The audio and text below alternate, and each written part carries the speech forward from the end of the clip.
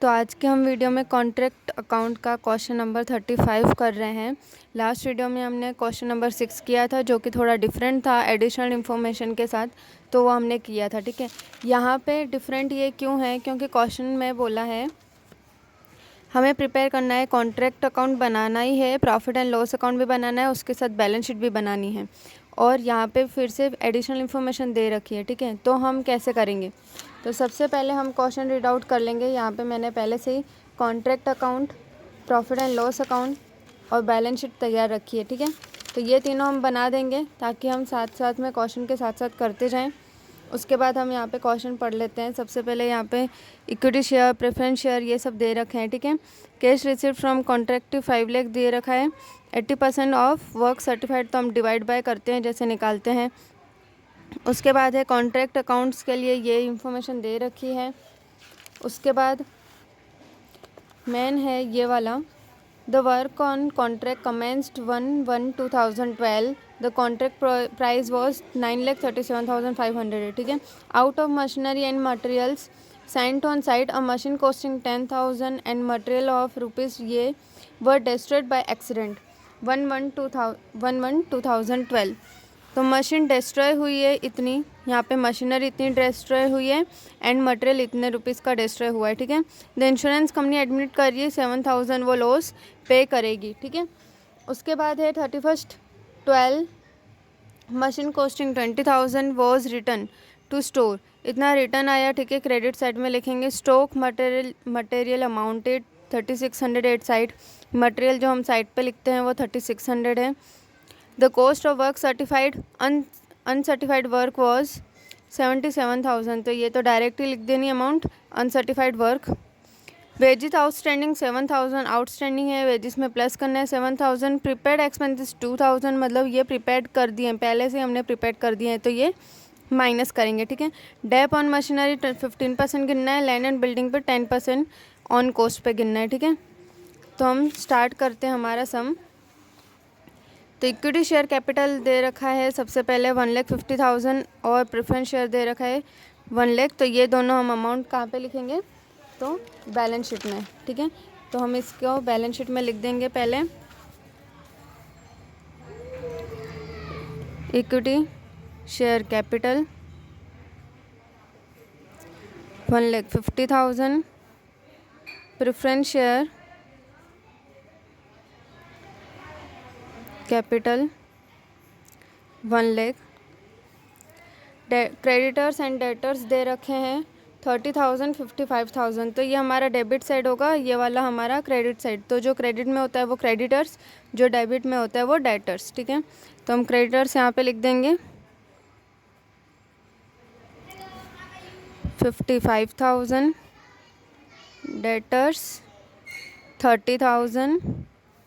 उसके बाद है land and building at cost 2,20,000, land and building दे रखा है 2,20,000 का, तो लैंड एंड बिल्डिंग हम यहाँ पे लिख देंगे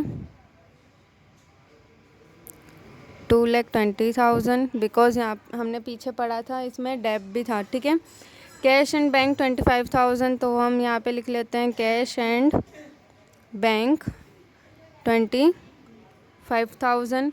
cash received from contractee 5 lakh है, वर्क सर्टिफाइड 80% गिनना है, तो हम यहाँ पे कॉन्ट्रैक्ट में यहाँ पे वर्क इन प्रोग्रेस लिख लेते हैं, work in progress, certified work, uncertified work, material आएगा। ठीक है, उसके बाद हम देखते हैं मटेरियल इशू 3 लाख है, तो मटेरियल इशू कर रहे हैं, तो मटेरियल यहाँ पे लिख देंगे इशू किए हुए 3 लाख। उसके बाद है मशीनरी एट कॉस्ट 70,000, तो मशीनरी यहाँ पे 1/1/2012 है, तो वो यहाँ पे लिख देंगे। डेट इसलिए लिखिए ताकि हमको याद रहे कि 1/1/2012 पे गिनना है। डायरेक्ट लेबर 1,05,000, तो हम यहाँ पे लिख देंगे डायरेक्ट लेबर 1,05,000। उसके बाद है अदर एक्सपेंसेस 55,000, अदर एक्सपेंसेस लिख दिया हमने 55,000। उसके बाद यहाँ से हमारा सब कुछ कंप्लीट हो चुका है। अब हम यहाँ पे देखेंगे the work contract commenced on 1/1/2012। The contract price ये है। Out of machinery and materials on Saint on side a machine costing 10,000 और मटेरियल इतना डिस्ट्रॉय हो गया था। ठीक है, तो मशीन पे तो हमें डेप भी देखना है क्योंकि डेप दिया हुआ है। ठीक है, मटेरियल पे कुछ नहीं है तो मटेरियल का हम डिस्ट्रॉय यूँ डायरेक्ट लिख देंगे, मटेरियल डिस्ट्रॉय 2775। और ये डिस्ट्रॉय हम दूसरा प्रॉफिट एंड लॉस अकाउंट में भी लिखेंगे, मटेरियल डिस्ट्रॉय 2775। ओके, उसके बाद हमारा है कि 10,000 मशीन कॉस्टिंग। ठीक है, तो उसकी कैलकुलेशन मैं यहाँ पे कर लेती हूँ, यहाँ पे कर लेते हैं। मशीन कॉस्ट, मशीन का हम कैसे लिखेंगे, तो 10,000 हमारा लॉस हुआ है, मशीन डिस्ट्रॉय हुई है। ओके, अब मशीन डिस्ट्रॉय 10,000 की हुई है। डेट क्या है उसकी, 1/1/2012 to 1/10/2012। डिस्ट्रॉय कब हुआ था, 1/10 को। ओके, तो अब हमें कैलकुलेशन कितने मंथ्स का करना है, 1 से लेकर 10 तक। तो 1 भी मंथ गिनेंगे, 1 2 3 4 5 6 7 8 9 10। अब 10th मंथ हम क्यों नहीं गिनेंगे, क्योंकि 1/10 है, मतलब 10th जो मंथ है वो कंप्लीट नहीं हुआ है, अभी अभी स्टार्ट हुआ है, मतलब 9th तक हम गिनेंगे। ठीक है, तो इसलिए 9th मंथ हुआ है। ठीक है, तो 10,000 है, माइनस जो डेप गिनेंगे हम, डेप माइनस करेंगे 9 मंथ का। ठीक है, तो कैसे निकालोगे, 10,000 इंटू 15%, ये पूरे ईयर का निकलेगा। 12 मंथ से 9 मंथ का निकालना है तो इंटू 9 डिवाइड बाई 12 करेंगे। 10,000 इंटू 15% इंटू 9 डिवाइड बाई 12 करोगे तो 1125 यहाँ पे हम डेप माइनस करेंगे। तो हमारा एक्चुअली मशीन जो थी वो 88,275 की डिस्ट्रॉय हुई थी। ओके, तो 8875 की डिस्ट्रॉय हुई थी, तो हम यहाँ पे लिख देंगे मशीनरी डिस्ट्रॉय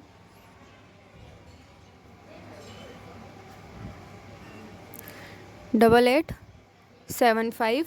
ओके, उसके बाद इंश्योरेंस कंपनी ने एक्सेप्ट किया है क्लेम कि 7,000 वो देंगे, तो हमारा एक्चुअल में माइनस करेंगे 7,000, तो लॉस कितना हुआ, 1,875 हमारा लॉस हुआ। तो उसके तो जो लॉस हुआ है वो हम प्रॉफिट एंड लॉस अकाउंट में लिखेंगे। तो loss on machinery, loss of machinery 1875। Okay, उसके बाद है on 31/12/2012 a machine costing 20,000 was return to store. Machine इतनी रिटर्न हुई है स्टोर्स में। ठीक है, तो मशीनरी रिटर्न्स हुई है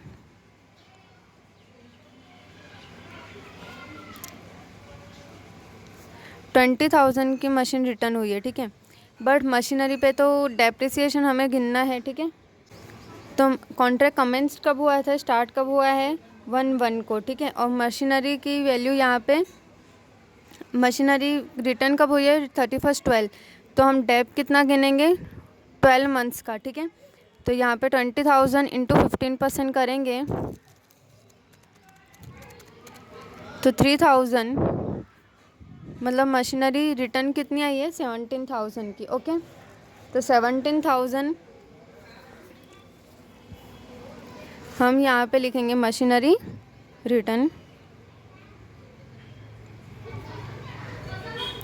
17,000। ओके, और इसकी सेकेंड एंट्री बैलेंस शीट में भी होगी मशीनरी रिटर्न की, तो हम यहाँ पे लिख लेते हैं मशीनरी रिटर्न 17,000। ठीक है, अब उसके बाद क्या बोल रहा है,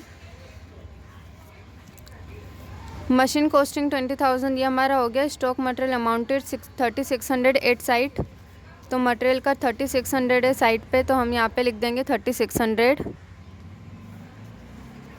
उसके बाद है अनसर्टिफाइड वर्क 77,000, अनसर्टिफाइड वर्क 77,000। उसके बाद है वेजेस आउटस्टैंडिंग 7,000, तो वेजेस हमें यहाँ पे प्लस करने हैं, तो यहाँ पे वेजेस नहीं दिया हुआ है तो हम डायरेक्ट लिख देंगे आउटस्टैंडिंग वेजिस 7,000। तो हमें इसकी सेकेंड एंट्री हमें बैलेंस शीट में भी लिखनी होती है, ठीक है। तो हम यहाँ पे भी लिख देंगे बैलेंस शीट में वेजिस, आउटस्टैंडिंग वेजिस 7,000, ओके।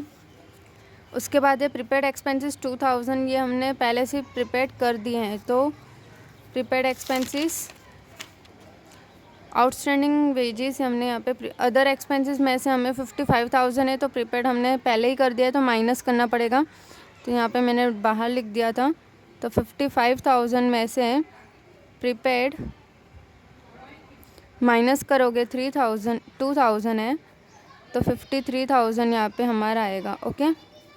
और ये 2,000 जो हमारा प्रीपेड है उसकी एंट्री हम बैलेंस शीट में करेंगे। जैसे कि आउटस्टैंडिंग की यहाँ पे की है तो प्रीपेड की भी हम यहाँ पे कर देंगे। Prepaid expenses 2,000। उसके बाद डेप ऑन मशीनरी 15 है और land and building 10% on cost है। तो लैंड एंड बिल्डिंग का यहाँ पे 2,20,000 है, माइनस 10% डेप हम करेंगे यहाँ पे 22,000। तो इसका हम निकाल देंगे 2,20,000 माइनस 22,000, तो 1,98,000 यहाँ पे आ गया। और ये 22,000 की एंट्री हम सेकेंड एंट्री P&L में करते हैं, जैसा कि हम 12th में करते थे या अभी तक करते आए हैं, तो वैसे ही करना है। तो dep on land and building 22,000, okay. अब हमारा सम ऑलमोस्ट कंप्लीट हो चुका है। तो अब हम यहाँ पे हमारा क्या बाकी है, मशीनरी, ठीक है। तो मशीनरी यहाँ पे कौन सी आएगी, तो यहाँ पे हम कैलकुलेशन कर लेते हैं उसकी। तो मशीनरी हमारे पास थी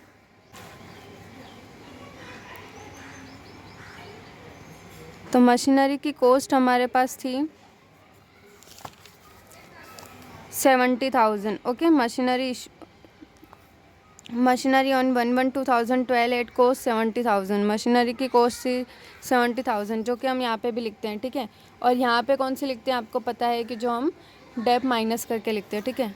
अब उसमें से मशीनरी कितनी, 70,000 में से 10,000 तो मशीनरी डिस्ट्रॉय हो गई थी, ओके, डिस्ट्रॉय। उसके बाद 20,000 रिटर्न आई थी, रिटर्न।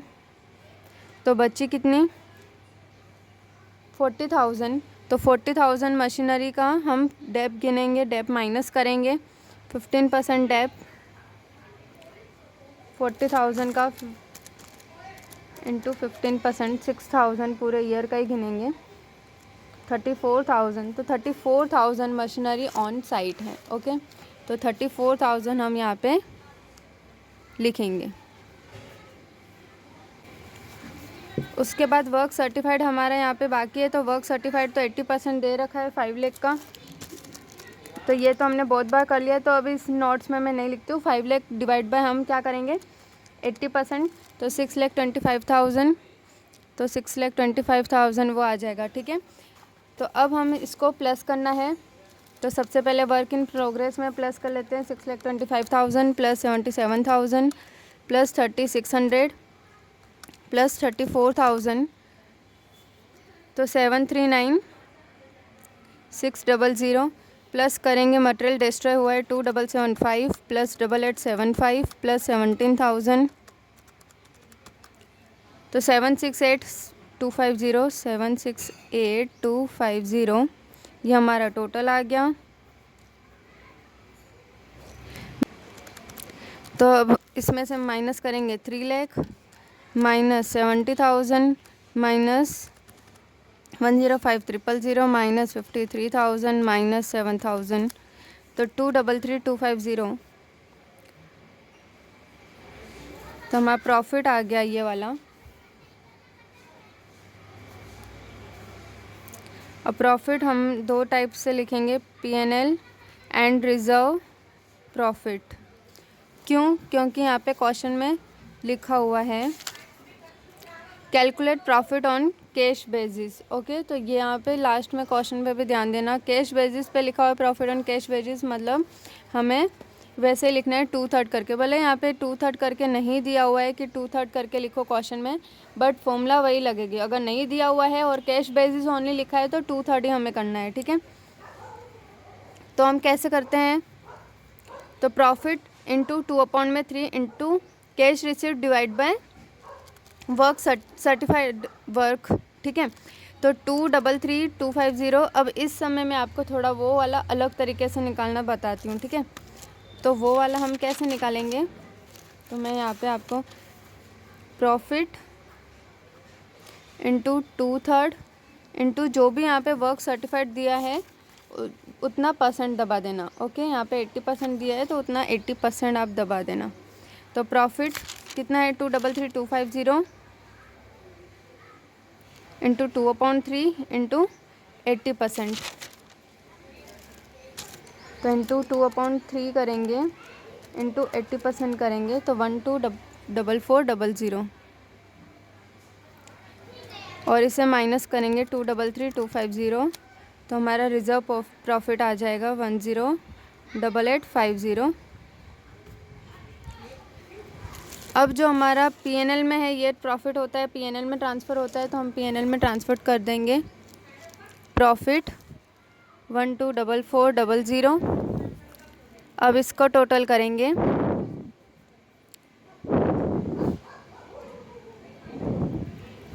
माइनस करेंगे, जो डिफरेंस आएगा वो हमारा नेट प्रॉफिट हो जाएगा। 2775 माइनस 1875 माइनस 22,9750। तो ये हमारा आ गया नेट प्रॉफिट, जैसे कि आता है पीएनएल में यहाँ पे। अब नेट प्रॉफिट को हम बैलेंस शीट में लिख देंगे, ठीक है। यहाँ पे हम लिखते थे, आपको फॉर्मेट याद हो तो 12th का, तो नेट प्रॉफिट हम यहाँ पे लिख देंगे 9750। अब सिर्फ हमें बैलेंस शीट टोटल करनी है। तो बैलेंस शीट में टोटल करने से पहले एक और चीज़ आएगी, वर्क इन प्रोग्रेस। वो बैलेंस शीट में हमें लिखना रहेगा। वर्क इन प्रोग्रेस में से कैश रिसिप्ट जो है वो माइनस करना पड़ता है। तो वर्क इन प्रोग्रेस में आप क्या लिखोगे, वर्क इन प्रोग्रेस हमारा क्या आया था, 7,39,600। तो 7,39,600 में से हम माइनस करेंगे रिजर्व प्रॉफिट। पीएनएल वाला तो हमने पीएनएल में ट्रांसफ़र कर दिया, ओके। रिजर्व प्रॉफिट अभी भी बाकी है हमारा, तो रिजर्व प्रॉफिट माइनस करेंगे 108850। तो 630,750 ये हमारा वर्क इन प्रोग्रेस में हम लिखेंगे 630,750। उसमें से हम माइनस करेंगे कैश रिसीव्ड। कैश रिसीव्ड हमें कितना मिला था, हमें 5 लाख, ठीक है। तो वो 5 लाख कॉन्ट्रैक्ट से हमें जो मिला वो माइनस करेंगे, तो हमारा अभी कितना है 130,750 हमारे पास इतने हैं, ठीक है। तो अब हम बैलेंस शीट का टोटल करेंगे, तो 1,50,000 plus 1 lakh plus 55,000 plus 7,000 plus 97750, तो हमारा आया है 409750। माइनस करेंगे 30,000 minus 1,98,000 minus 2,000 minus 25,000 minus 17,000 minus 130,750, 7,000 difference आ रहा है। तो 7,000 का हमारा यहाँ पे क्या बाकी है, आउटस्टैंडिंग वेजेस 7,000 हमने यहाँ पे लिखा। 7,000 इंश्योरेंस कंपनी ने जो एडमिट किया था क्लेम, वो हमने यहाँ पे बाकी रह गया, तो यहाँ पे लिख सकते हो इंश्योरेंस कंपनी 7,000, ओके। तो अब हमारा यहाँ पे टोटल सेम आ जाएगा 409750, ओके। तो आई होप आपको ये क्वेश्चन समझ में आया होगा। इसमें हमने पीएनएल अकाउंट भी बनाना सीखा, बैलेंस शीट भी। अगर आपको इसमें कोई डाउट हो तो आप कमेंट करके पूछ सकते हो, ओके। Thank you.